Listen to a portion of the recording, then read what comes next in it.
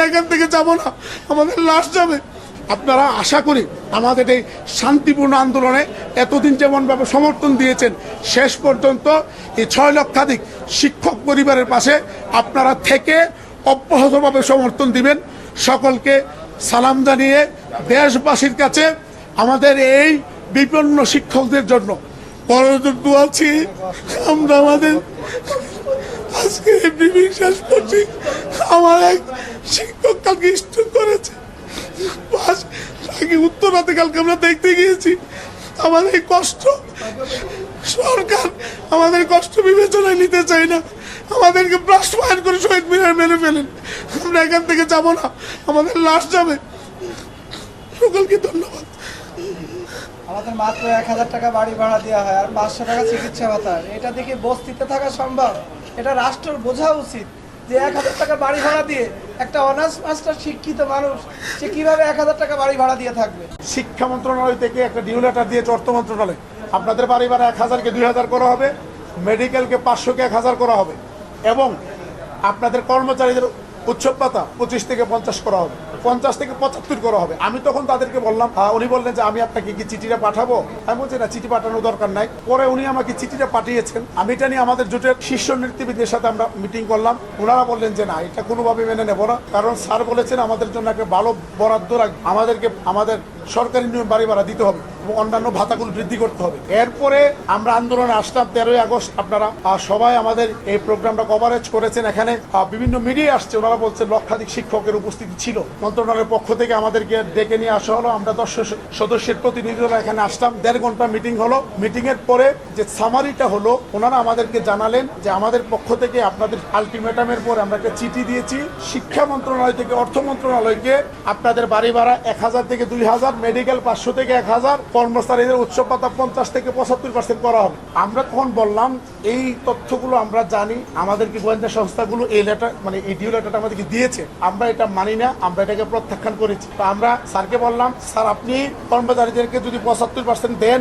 আমাদের কোনো আপত্তি থাকবে না, আপনি স্যার দিতে পারেন। মেডিকেল ভাতাটা আপনি 500 ছিল, এটাকে 1000 করেছে, আর যদি 500 বাড়ায় দেন তাহলে সরকারিদের সাথে আমাদের একেবারেই বৈষম্যটা দূর হয়ে যায়। আমাদের মেডিকেল এই বৈষম্য নিয়ে আমাদের আর কোনোদিন আন্দোলন করতে হবে না। এটা স্যার একটু অনুরোধ থাকবে, কিন্তু এই দুইটা আমাদের মূল দাবি না। আমাদের মূল ফোকাস হচ্ছে আমাদেরকে পার্সেন্ট আকারে বাড়ি ভাড়া দিতে হবে। যদি আপনি পার্সেন্ট আকারে বাড়ি ভাড়া না দেন, আজকে যে আন্দোলনের পরিস্থিতি আপনি দেখছেন, আমাদের এমপি মুক্ত শিক্ষা কিন্তু স্থগিত হয়ে পড়বে। স্যারের তাৎক্ষণিকভাবে বললেন যে পার্সেন্ট আকারে বাড়ি ভাড়া দেয়া এটা আমি মেনে নিলাম। তখন উনি বললেন যে আপনাদের প্রত্যাশাটা বলেন। আমি স্যারকে বললাম যে স্যার দুইটা বিষয় যেহেতু মোটামুটি সমাধান হয়ে গেছে, এখানে আমাদের কোনো বক্তব্য নেই। আমরা বিবেকবান শিক্ষক হিসাবে আপনাদের কাছে এমন কিছু চাপিয়ে দিতে চাই না যেটা এই বাজেটে এই সরকারের পক্ষে সম্ভব হবে না, বরং আমরা এইটুকু আপনাদের কাছে চাইবো যেইটুকু আপনার এই সরকারের পক্ষে এই বাজেট থেকে দেওয়া সম্ভব। আমাদের একটাই দাবি এবং খুবই এবং সীমিত দাবি, সেটি হচ্ছে আমাদেরকে 20% বাড়ি ভাড়া দিবেন। এরপরে আমাদের আলোচনা আর 1 মিনিটও সামনে বাড়ে নাই। স্যারে বললেন ঠিক আছে আপনারা হিসাব দেন, যদিও হিসাবের দায়িত্ব আমাদের না। এরপর আমরা বলছি ঠিক আছে স্যার আমরা হিসাব দিব। উনি বললেন আপনারা হিসাব দেন। আমরা অধিদপ্তরগুলো থেকে মাদ্রাসা শিক্ষা অধিদপ্তর, কারিগরি শিক্ষা অধিদপ্তর, মাধ্যমিক এবং উচ্চ শিক্ষা অধিদপ্তর থেকে হিসাব এনে একটা সামারি করে অর্থে পাঠাবো। আমি কথা বলবো, দেখি আপনাদের জন্য কি করা যায়। উনি একেবারে 20 দেবেন এটা কিন্তু বলেন নাই, কারণ আমি কোনো মিথ্যা তথ্য দিয়ে কাউকে বিভ্রান্ত করতে চাই না। উনি বললেন দেন, আমরা দেখি কি করা যায়। আমি তখন স্যারকে বলার পরে আমাদের মোটামুটি এখানে আলোচনা শেষ হয়ে যায়, আমরা চলে যাই। আমরা ওখানে গিয়ে ব্রিফ করে আমাদের লক্ষাধিক শিক্ষককে একেবারেই শান্তিপূর্ণ সুশৃঙ্খল ভাবে আমরা 13 আগস্ট আমরা চলে যাই। এটা আপনারা মিডিয়া সাক্ষী আপনারা দেখেছেন। পরবর্তীতে আমরা 2-3 দিনের মধ্যে আমরা একটা হিসাব রেডি করে মন্ত্রণালয়কে জমা দেই। আমরা এই 3টা দাবিতে ছিলাম, এটা নিয়ে আমরা আন্দোলন করছি। আমাকে গতকালকে রাতে এখানে একজন ডেপুটি সেক্রেটারি মহোদয় আমাকে প্রস্তাব দিয়েছিলেন যে আপনাদের বাড়ি ভাড়া মানে 5% হারে বৃদ্ধি করা হবে, আর মেডিকেল ভাতার ব্যাপারে ওনারা কোনো বক্তব্য রাখেন নাই, আমাদের কর্মচারীদের উৎসব ভাতার ব্যাপারে কোনো বক্তব্য রাখেন নাই। আমি বলছি যে এটা কোনোভাবে সম্ভব না, আমার শিক্ষকরা এটা মানবে না। আপনারা যদি এই প্রস্তাব দেন আমাদের পক্ষে শিক্ষকদেরকে কোনোভাবে কনভিন্স করা সম্ভব হবে না। আপনারা যদি পারেন আইসা আপনারা এটা কনভিন্স করতে পারেন, আমাদের কোনো আপত্তি নেই। এখানে আলোচনা শেষ। সকালে উনি আমাকে ফোন দিলেন, দেওয়ার পরে আমাকে বললেন যে আপনাদের বিষয়টা সেটেলমেন্ট করার জন্য আমরা মন্ত্রণালয়ের পক্ষ থেকে আপনাদেরকে অনুরোধ করছি এখানে আসার জন্য। জন্য। আপনারা আসলে আমরা বসলে হয়তো একটা সমাধান বের হবে। তো আমরা তো আসলে সরকারকে বেকায়দায় ফেলতে চাই না, আমরাও সমাধান চাই, আমরা শ্রেণীকক্ষে ফিরে যেতে চাই, আমরা চাই যে এটা একটা সুষ্ঠু সমাধান হোক। তখন আমরা বললাম ঠিক আছে, আমরা আপনাদের সাথে আমরা আলোচনায় বসবো, আমরা আশা করি বসলে হয়তো সমাধান হবে। আমরা আসলাম, আসার পরে ওনারা কালকে যে কথা বলেছেন এর বাইরে ওনারা নড়তে একেবারেই রাজি না। অর্থাৎ আমার কাছে মনে হচ্ছে ওনারা আলোচনার নামে একটা আইওয়াশ করেছে। কারণ আলোচনার অর্থ হচ্ছে আগে যে প্রস্তাব দিয়েছে এখান থেকে আমাকেও ছাড় দিতে হবে, মন্ত্রণালয়কে ছাড় দিতে হবে, কিন্তু ওনারা এর বাইরে ছাড় দিতে রাজি নয়। আমরা ওনাকে বাবা সম্বোধন করেছি যে আপনি আমাদের বাবার মতো, আমরা সন্তানের মতো, আমাদের এত কোনো উচ্চাকাঙ্ক্ষা নাই যে আপনি আমাদেরকে 50,000 টাকা বেতন, আপনি আমাকে 1 লাখ টাকা বেতন করে দেন। আমাদের প্রত্যাশা আপনারা 4 জন শিক্ষক, আপনাদের কাছে আমাদের প্রত্যাশা যে আপনারা আমাদের ডাল ভাতের ব্যবস্থা করে দেন। আমাদের ম্যাক্সিমাম নেতা ওখানে কান্না করেছে ওনার সামনে কান্না করেছে, এবং ইট ওয়াজ নট আর্টিফিশিয়াল, এটা হৃদয়ের কান্না।